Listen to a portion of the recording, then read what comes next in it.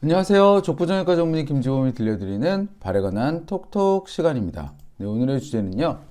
틀어진 외상 후 발목 관절염의 수술적 치료인 발목 관절 유압술 및 교정 절골 수술에 대해서 말씀을 드리려고 합니다. 먼저 고에너지 손상이라는 거에 대해서 먼저 말씀을 드리면 발목 골절이 있으면서 가볍게 다쳐서 골절이 되는 경우도 있지만 큰 에너지, 그러니까 위에서 떨어진다든지 어디에 깔린다든지 해서 고에너지 손상으로 발목 골절이 되면 발목 자체가 이렇게 박살이 나게 됩니다.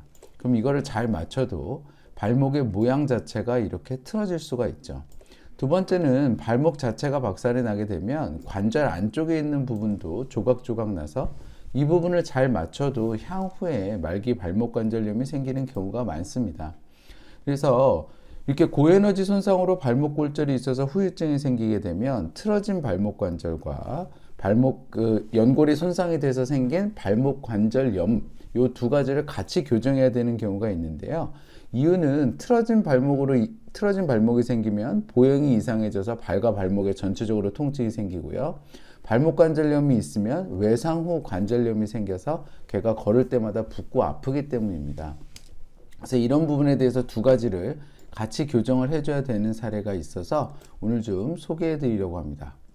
오늘 소개해 드릴 환자는 70대 남성이었고요. 20대에 높은 곳에서 떨어진 후에 발목 골절이 생겼어요. 그래서 심하게 다쳤다는 이야기를 들었고 그 뒤에 이제 60대부터 발과 발목이 다 아프다는 겁니다.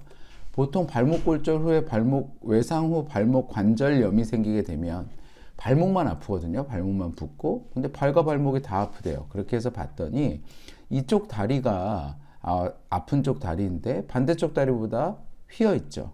그리고 발목이 많이 부어 있습니다. 실제로 엑스레이를 봐도 이 정강이 뼈에 대해서 발목 관절이 여기에 위치해 있어야 되는데 안쪽으로 이렇게 틀어져 있어요. 그리고 관절 사이에 연골은 하나도 없이 간격이 없이 뼈와 뼈가 붙어 있는 말기 발목 관절염이 보입니다. 그래서 결론을 내리면 외견과 방사선 검사상에서 틀어진 발목, 안쪽으로 이렇게 틀어져 있는 발목이 보이고 연골이 하나도 없는 말기 발목 관절염이 확인이 되었습니다. 그럼 도대체 발은 이렇게 틀어져 있으면 발이 왜 아프냐 이거죠. 그러니까 발목이 이렇게 안쪽으로 틀어져 있으면 이렇게 발목이 틀어져 있다 보니까 발이 제대로 디디질 못해요. 발 위에 발목이 있는 건데 발목이 틀어져 있으니까 발도 틀어져 있는 거고 그럼 발이 지면을 디딜 때 올바르게 디디질 못하니까 틀어져서 디디니까 걸을 때마다 발도 아픕니다. 그리고 골반도 틀어져요. 골반이 이렇게 일자로 여기서 보시면 골반이 이렇게 일자로 되어 있어야 되는데 기울어져 있죠. 왜냐하면 발목이 틀어져 있어서 제대로 디디지 못하기 때문에 그렇습니다. 그러니까 보행이 틀어지고 발까지 통증이 생길 수 있고요. 실제로 이 검사는 조각검사라는 검사입니다. 우리가 지면을 발바닥에 어떻게 디디는지를 보는 검사고 이걸 통해서 환자의 걸음걸이가 어떤지를 알 수가 있는데 정상적으로는 여기에 아치가 이렇게 안 닿아야 되는데 발 전체가 다 닿잖아요. 우리가 걸을 때 아치 구조가 있어서 닿을 때 이 아치는 안 닿는 것처럼 보여야 되는데 얘는 이렇게 다 무너져서 이렇게 닿는 마치 평발처럼 걷고 있는 거거든요.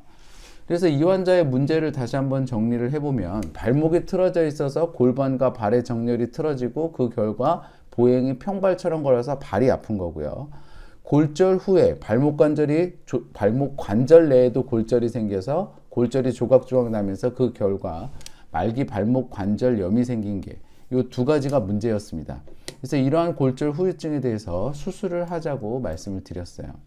그럼 틀어진 발목과 말기 발목 관절염 어떻게 교정하냐면 틀어진 발목은 지금 보면 이 뼈는 정강이 뼈에서 발목의 이 부위에서 안쪽으로 틀어져 있잖아요. 그 부위를 말 그대로 그냥 자릅니다.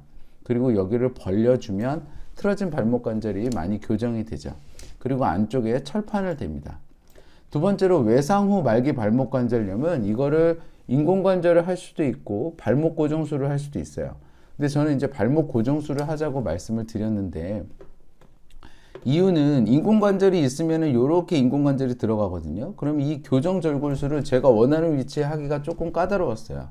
그래서 환자분한테 발목 관절을 고정을 해도 어느 정도 움직일 수는 있고 이게 틀어진 발목을 어쨌든 바로 잡아야 전체적으로 걷는 게 더 편해질 거기 때문에 틀어진 발목을 바로 잡는 수술도 중요하거든요. 그래서 이 수술도 잘 되고 외상후 발목 관절염 수술도 잘 되기 위해서는 발목을 고정하는 수술이 제일 좋겠다라고 말씀을 드려서 이제 환자분이 흔쾌히 허락을 해주셨죠. 발목 관절을 고정하는 수술은 이 발목 관절 안쪽에 남아있는 지저분한 것들을 지금 보면은 여기서 깨끗이 긁어내는 과정이고요. 그리고 골반에서 뼈를 채취를 해서 그 관절에다가 집어넣습니다. 이유는 관절을 고정하는 수술은 뼈가 안 붙을 가능성이 많아요. 그래서 내가 내 뼈를 좀 이식을 해줘야 그 부위가 잘 붙어서 뼈의 유합률, 뼈를 붙이는 확률이 높아지기 때문입니다.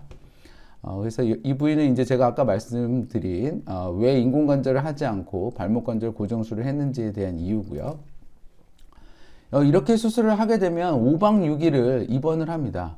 수술하기 전날에 입원해서 수술하는 날 수술하고 4일간 제가 상처를 봐요. 그래서 5박 6일이 필요하고요. 마취는 척추 마취를 합니다. 골반에서 뼈를 채취를 해야 되기 때문에 척추 마취를 하고 수술 시간은 2시간 정도 걸리고요. 그 시간 동안에 저희가 재워드려요. 수술 후 이틀간 통증이 심해서 신경차단 주사를 저희가 좀 놓고 무통 주사도 저희가 하고 있습니다. 수술 후 한 달 반은 통기부스를 하고 2개월간은 재활을 하고 있는데요.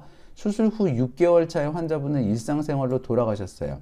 그러니까 일상생활에서 이미 다 잘 걷고 계셨던 거죠.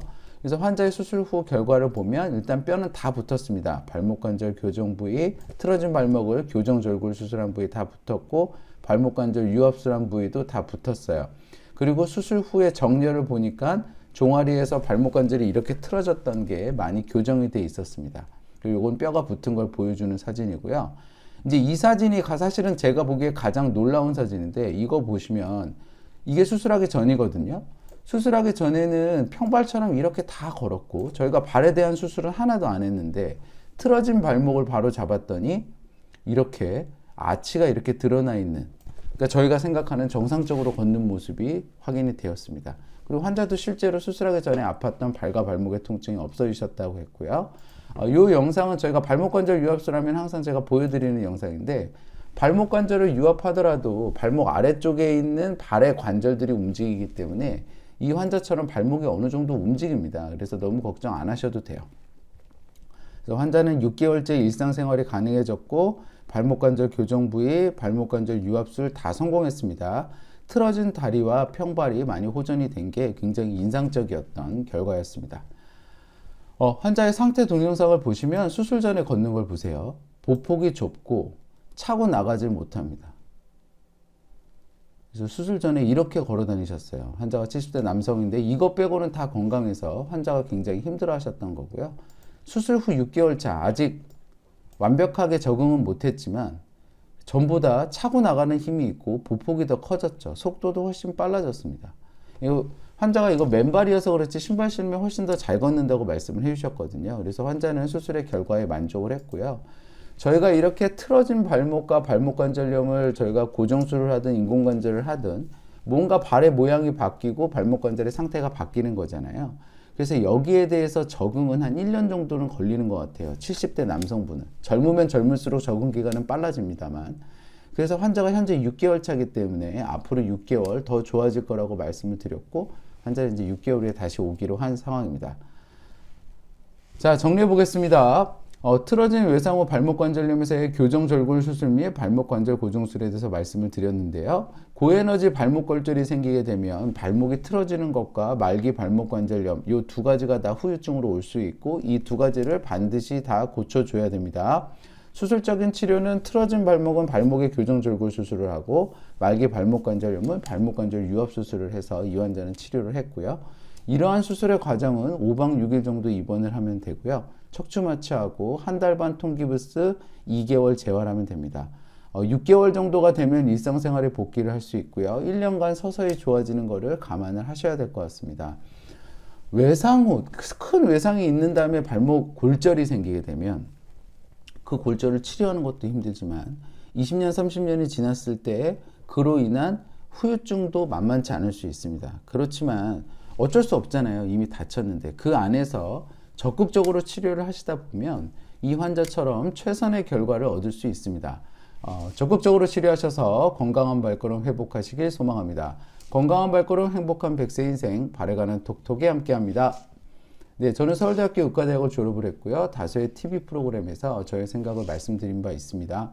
네이버 족보김지범 블로그에 오시면 더 많은 정보와 질문이 가능합니다. 경청해 주셔서 감사합니다.